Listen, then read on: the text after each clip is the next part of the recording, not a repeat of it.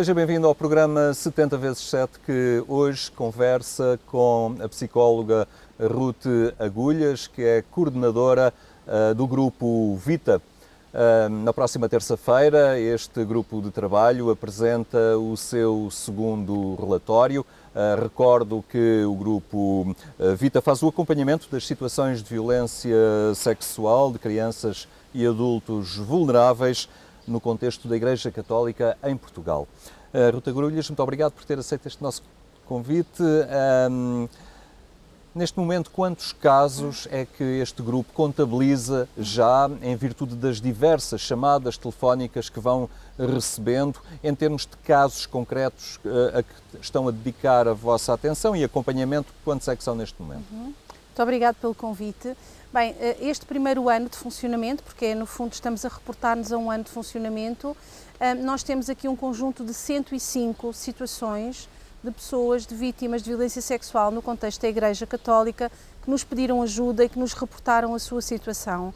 Na grande maioria das situações, estas pessoas que nos contactam falam na primeira pessoa, portanto foram elas próprias as vítimas. Temos um número muito residual de situações em que foi o marido, a esposa, a amiga, não é, que nos contactou. Dessas 105 situações, nós tivemos com 64 pessoas presencialmente ou online, porque temos algumas pessoas até que residem fora do país, ou que também por questões de até doença e dificuldades ao nível da sua mobilidade pedem um atendimento online, mas tentamos de facto que a maioria sejam atendimentos presenciais.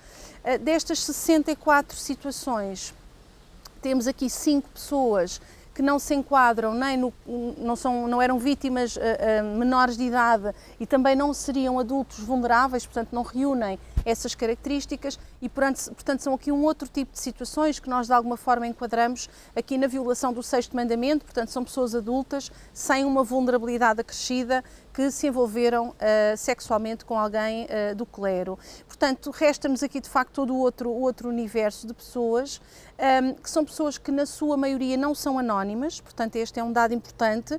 A maior parte destas pessoas, a esmagadora maioria, dá a cara, dá o nome e consente. Isso é também uma questão do Grupo Vita, uma exigência, digamos assim, ou uma metodologia vossa? Não, não é uma exigência de todo. As pessoas têm o direito a manter o seu anonimato, se assim o entenderem, e temos algumas pessoas que o mantêm, mas são de facto números muito residuais.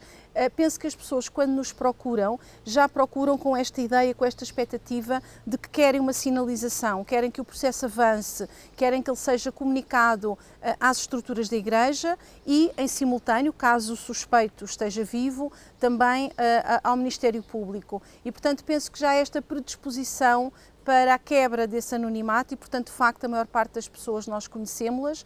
E depois temos aqui um conjunto de situações que são sinalizadas à Igreja. Muitas vezes temos duplas sinalizações, porque temos algumas vítimas que terão sido abusadas por mais do que uma pessoa em contextos da Igreja, mas diferentes, e portanto a mesma pessoa duplica a sua sinalização. Temos um número mais reduzido de sinalizações ao Ministério Público, porque em muitas destas situações o suspeito já faleceu e portanto naturalmente não irá nunca decorrer um processo de crime. Quantas sinalizações é que já tem ao Ministério Público? Eu não lhe consigo dizer esses dados agora assim de cor, mas sei que são sempre menos, não é, as sinalizações ao Ministério Público do que à Igreja. De qualquer das maneiras, o segundo relatório será apresentado agora publicamente no dia 18 e esses dados estão lá de uma forma muito clara e muito transparente para que se perceba exatamente aqui a dimensão dos processos de sinalização.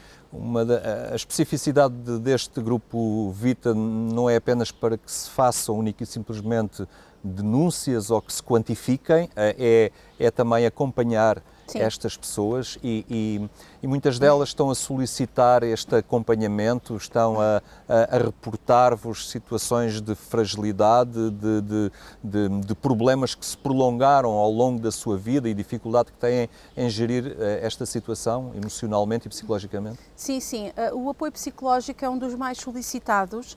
Muitas pessoas já o tiveram no passado, muitas não o têm no presente, porque não têm muitas vezes condições económicas para manter esse processo e, portanto, é uma das necessidades mais reportadas. Nós, à data de hoje, neste momento, nós temos 23 vítimas em acompanhamento regular com psicólogos da nossa Bolsa de Profissionais, portanto, consultas que são inteiramente pagas pelas estruturas da Igreja. Temos depois outras vítimas que têm um processo mais irregular de acompanhamento, porque estão mais ambivalentes, porque às vezes querem, marcam consulta, mas depois sentem algum receio em ir reviver e revisitar muitas vezes estas memórias, desmarcam a consulta. Portanto, às vezes temos aqui processos um bocadinho intermitentes. Com uma regularidade maior, temos de facto 23 situações. Temos depois algumas pessoas, um número bastante inferior, que solicitou apoio psiquiátrico. Porquê? Porque muitas destas vítimas já têm esse apoio psiquiátrico, nomeadamente nos hospitais do Sistema Nacional de Saúde. Portanto, há uma maior, enfim, ainda assim, uma maior facilidade em que as pessoas procurem ajuda ao nível da psiquiatria do que ao nível da psicologia e, portanto, quando nos chegam, muitas vezes estão medicadas, têm um acompanhamento em psiquiatria, mas não têm um acompanhamento psicoterapêutico. Estes são de facto aqui as maiores, talvez os maiores pedidos de ajuda. Há algumas situações também de pedido de apoio espiritual, em que as pessoas sentem a necessidade de poder falar com alguém da Igreja e aí nós procuramos sempre, com a ajuda das comissões diocesanas ou do Instituto de Vida Consagrada, encontrar aqui alguém, algum sacerdote que possa ser o orientador espiritual da pessoa. E há aqui todo um processo de facto de acompanhamento que se mantém. Nós vamos mantendo um contacto às vezes diário com as pessoas que já conhecemos, porque nos procuram muitas vezes, enfim, por uma multiplicidade de situações, cria-se aqui uma relação de confiança. Eu diria que raro é o dia que não somos contactados por alguém que já conhecemos, que já acompanhamos e que precisa disto ou que precisa daquilo e, portanto, recorre a nós. É possível, de alguma forma, estabelecer um perfil específico melhor? São pessoas que estão estáveis na sua vida, estão casadas, estão divorciadas, permaneceram sozinhas porque têm dificuldade de manter uma relação. É possível encontrar aqui alguns padrões? Bem, enfim, há uma diversidade muito grande, mas eu diria que há aqui um denominador comum a muitas destas situações, que é o isolamento social. Essa é uma característica que se destaca, sem dúvida. Pessoas muito sozinhas, muitas delas sem filhos, sem uma relação conjugal, uma relação de intimidade, pelo menos à data de hoje. Muitas delas, de facto, vivem sozinhas, sem uma rede de suporte que seja suficientemente consistente. Claro que este isolamento social depois muitas vezes anda de mãos dadas com sintomatologia mais depressiva, mais ansiosa e, portanto, eu diria que o isolamento é aqui, de facto, uma das características que se destaca. No entanto, temos pessoas, enfim, das diversas situações, em termos de nível socioeconómico, em termos da diversidade ao nível das profissões, portanto, há aqui uma diversidade ainda assim relativamente grande. O que é que eu acho que é importante destacar? A maior parte das pessoas que nos têm procurado são pessoas mais velhas, portanto pessoas que já terão sido abusadas sexualmente há algumas décadas no passado, nomeadamente a década de 60, 70, 80, portanto são aqui décadas de facto mais expressivas, muitas vezes em contexto de seminários, especialmente as vítimas rapazes. Temos mais vítimas do sexo masculino, cerca de 60%, do que vítimas do sexo feminino. Penso que está aqui também muito relacionada esta situação com o contexto de seminário, não é? Que era naturalmente um contexto exclusivo dos rapazes.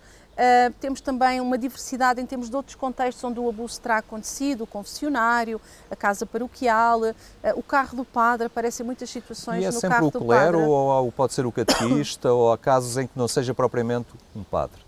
Temos outras situações, mas são mais residuais. Temos também poucas situações de leigos que no contexto da Igreja terão abusado sexualmente, mas acima de tudo temos aqui um ou outro catequista, enfim, situações não tão expressivas do ponto de vista percentual.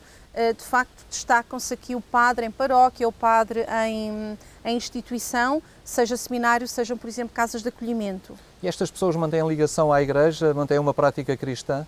Algumas sim, outras não. Portanto, há pessoas que, de facto, um dos impactos que ocorre com alguma frequência é a alteração das crenças religiosas e, portanto, para muitas destas pessoas, enfim, basta ouvir um sino, como nós muitas vezes ouvimos, para desencadear todo um conjunto de reações mais adversas. Há pessoas que continuam a ter a sua fé, a ter a sua crença, mas não acreditam nos homens, na Igreja dos homens e, portanto, afastam-se aqui, no fundo, das celebrações, não é, mais religiosas. E há pessoas que hoje são catequistas, portanto, que mantêm um contacto muito próximo com a religião. Portanto, diria também que há aqui uma diversidade muito grande. Como é que tem corrido este trabalho? Vão apresentar o segundo relatório, já há caminho feito. Como é que tem sido esta experiência? Pessoalmente para si e para o grupo, obviamente. Sim, tem sido uma experiência muito desafiante, não só pelo próprio contexto, não é, onde estamos aqui a trabalhar, mas também por ser em algumas situações um contexto de uma enorme viragem em termos de paradigma, em termos de mudança de paradigma, não é? Ainda outro dia, recentemente, numa ação com padres, um padre comentava: quando é que eu alguma vez pensei em estar numa sala com tantos padres, com mulheres presentes, não é? Nomeadamente eu e algumas colegas do Grupo Vita, que somos mulheres, a falar sobre um tema destes, não é? Portanto, acho que há aqui de facto uma mudança de paradigma que é importante.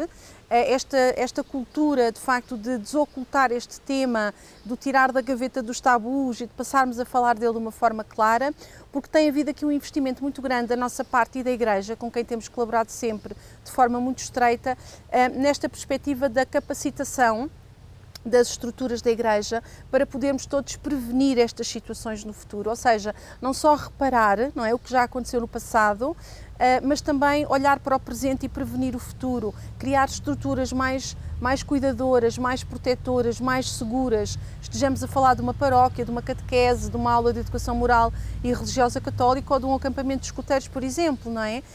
E temos sentido uma adesão cada vez maior das várias estruturas da Igreja. Nós iniciámos este ano, em 2024, aquilo que chamámos do roteiro pelas dioceses e propusemos às dioceses, tínhamos feito uma formação inicial em 2023 e propusemos-nos agora a percorrer o país e a ir um bocadinho ao encontro daquelas que são as necessidades de cada diocese. E estamos de facto a ter aqui uma receptividade. Já começámos com a Arquidiocese de Évora, Vila Real, temos ações agendadas em Porto Alegre, em Aveiro, vamos agendar Setúbal, vamos agendar Leiria Fátima, Funchal. Portanto, na prática, percebendo aqui um bocadinho também quais é que são as especificidades e as necessidades de cada diocese. E entretanto desenvolveram também um manual, não é? Sim, nós em dezembro quando apresentámos o primeiro relatório, apresentámos também este manual de prevenção da violência sexual no contexto da Igreja Católica em Portugal, que é um manual que de alguma forma, enfim, mapeia, não é, todas as áreas. Está dividido em 3 grandes secções: conhecer, porque é preciso conhecer a problemática bem para podermos prevenir, que é a segunda secção, e para podermos agir. Portanto, são estas as três palavras-chave do manual. E agora vamos muito em breve apresentar o Kit Vita, que é um bocadinho um complemento deste manual, como que, eu diria, enfim, um recurso para que se possa pegar nos conteúdos mais teóricos do manual e aplicá-los de forma muito prática nas ações de capacitação. Portanto, este eixo da capacitação, da prevenção, é um eixo em que nos estamos a focar de facto bastante, e durante este primeiro ano de funcionamento iniciámos já o desenvolvimento de 2 programas de prevenção para serem aplicados com crianças e com jovens, que vão ser apresentados também durante este ano de 2024.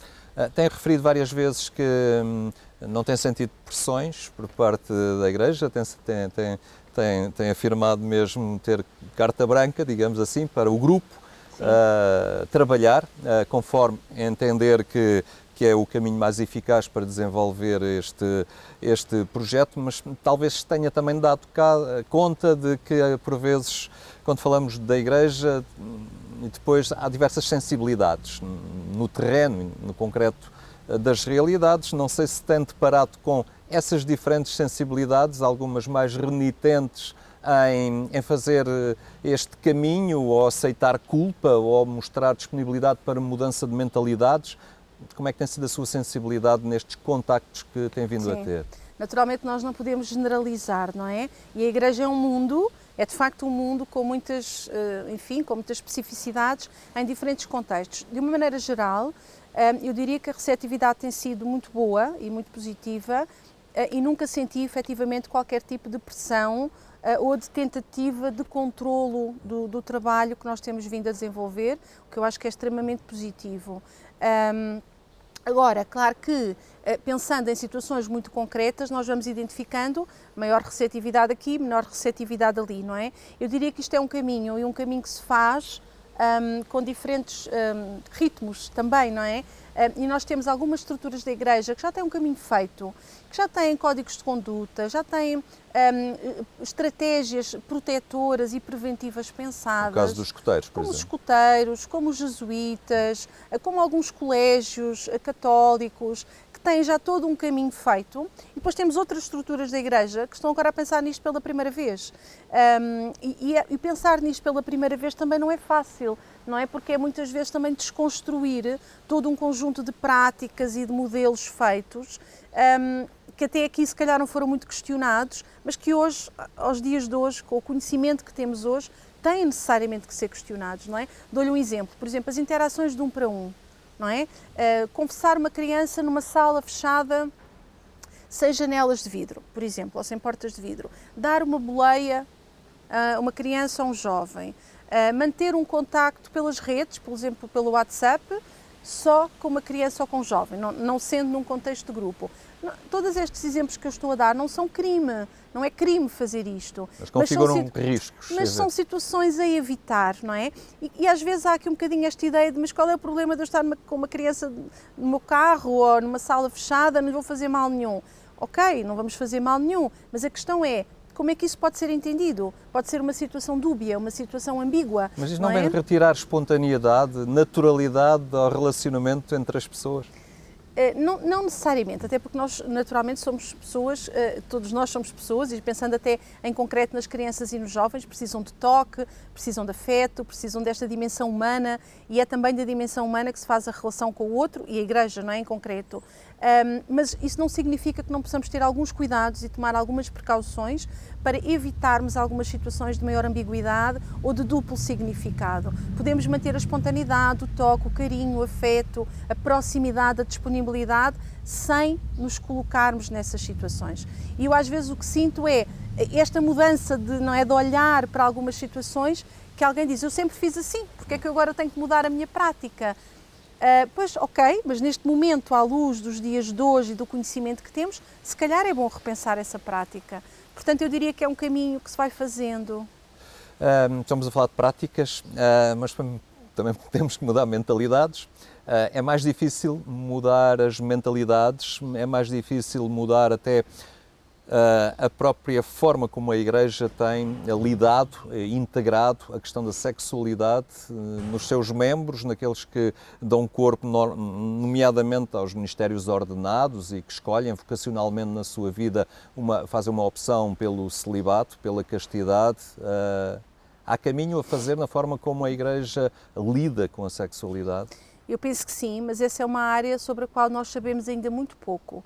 E é exatamente um dos objetivos de um dos estudos de investigação que nós estamos agora a desenvolver, é perceber como é que é vivido o celibato por parte de seminaristas, diáconos, padres, bispos, religiosas, como é que é vivido o celibato, como é que é vivida esta opção, não é? Esta escolha, que impacto é que esta escolha tem no bem-estar pessoal, na satisfação com a vida e também na espiritualidade e na vivência dessa espiritualidade. É um estudo muito pioneiro, porque efetivamente é um estudo que nunca foi feito em Portugal. Estamos muito expectantes em conhecer os resultados desse estudo. Apelo naturalmente a todos que fazem parte deste grupo-alvo, não é? Estamos a falar de questionários anónimos, não é? Portanto, para que as pessoas se sintam também mais confortáveis em abordar este tema, porque é um tema que ainda gera, de facto, algum desconforto, é um tema que é muito evitado, mas eu diria que não é só na Igreja, é evitado nas famílias, é evitado nas escolas, portanto, o tema da sexualidade em geral é um tema tabu ainda, e ser tabu abre portas, não é, para uma situação de risco na Igreja e fora dela. Eu tive uma vez com um professor, o padre Vítor Feitor Pinto, e recordo-me dele dizer nas aulas, eu tenho a minha sexualidade em dia. Nós ríamos, obviamente, mas isto quer dizer que a sexualidade não se apaga nas pessoas, não é? E por vezes dá a sensação que nas práticas, digamos, da formação para o sacerdócio, às vezes até parece uma virtude, um apagamento da sexualidade. E não pode ser assim, porque o celibato, também acho que já escutei uma vez referir-se a isso, o problema não está no celibato, está como a forma depois a pessoa gera a sua sexualidade. Claro que sim, até porque a maior parte das situações de abuso sexual, é importante não esquecer isso, não acontecem na Igreja, acontecem fora da Igreja. No meio familiar, nomeadamente. No meio familiar. E no meio familiar não há celibato. Claro. Portanto, confundir celibato com violência sexual é um erro. Em Portugal nós não temos estudos sobre isso, é verdade, mas noutros países estes estudos têm vindo a ser feitos há muitos anos e, portanto, são duas realidades que não se confundem e não podemos misturá-las. Portanto, a vivência do celibato e a vivência da sexualidade é uma dimensão da pessoa, que corresponde a uma escolha que a pessoa fez, e isso não significa, não podemos estabelecer nunca uma relação causal entre essa escolha e essa opção e essa vivência da sexualidade com o ir abusar de alguém, não é? Portanto, são dimensões que não podemos relacionar dessa forma. A sexualidade não se apaga porque faz parte do ser humano desde que nasce. Não podemos confundir sexualidade com sexo, não é? São coisas muito diferentes. E, portanto, a grande questão aqui é que alguém que escolhe o caminho do celibato consiga saber como integrar os pensamentos, as imagens, os impulsos, as próprias reações do corpo, fisiológicas, que muitas vezes não se controlam perante determinado tipo de estímulo, como é que isso é integrado, como é que isso é vivido. Portanto, o objetivo diria que não é o apagar, porque um apagar nunca é de facto um apagar, e é quase que entrarmos aqui numa postura de negação de algo que é não pode haver uma cultura de castração. De castração. Não pode haver uma cultura de castração, porque esta cultura de castração corresponde a uma cultura de segredo, de culpa, de pecado, e isto pode ativar na pessoa de facto um conjunto de emoções que geram sim a tal insatisfação com a vida, o tal desconforto, que pode, associado naturalmente a outras variáveis, levar a comportamentos mais desajustados, quer para si, quer para o outro, não é? Portanto, um dos estudos que nós estamos de facto neste momento a conduzir tem esse objetivo, esperamos ter resultados, enfim, suficientemente consistentes no final deste ano, para podermos perceber então como é que as pessoas em Portugal que escolhem o caminho do celibato, como é que o vivem, como é que se sentem, o que é que pensam, para perceber efetivamente no futuro, não é? Num caminho de seminário, num caminho de consagração, de que maneira é que estas pessoas podem ser melhor ajudadas na integração desta sua opção. É esse o objetivo. Há equipas formadoras de seminários, isto é um desafio para elas, mas já começam a integrar psicólogos, mulheres, nestas equipas de acompanhamento de quem se prepara para o sacerdócio. Parece-lhe assim que isto é crucial para criar esta cultura diferente? Sim, é crucial para criar esta cultura este é um tema sobre o qual podemos falar, é legítimo falar sobre isto, mais do que legítimo, é desejável falar sobre isto. Para que as pessoas tenham um espaço, encontrem um espaço na sua formação para poder falar sobre aquilo que sentem, sobre aquilo que pensam, sobre os receios que têm.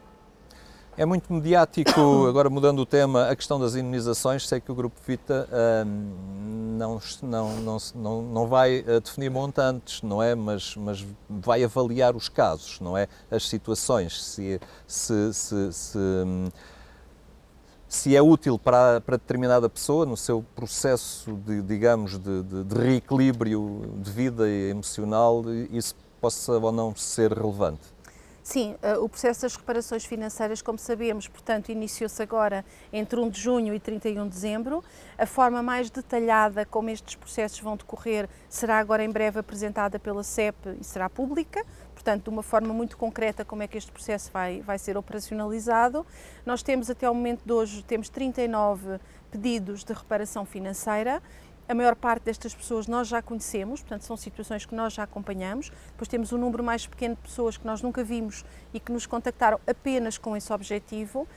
Eu diria que, bem, pensando no nosso universo de 105 pessoas, peço desculpa, temos 39 pedidos.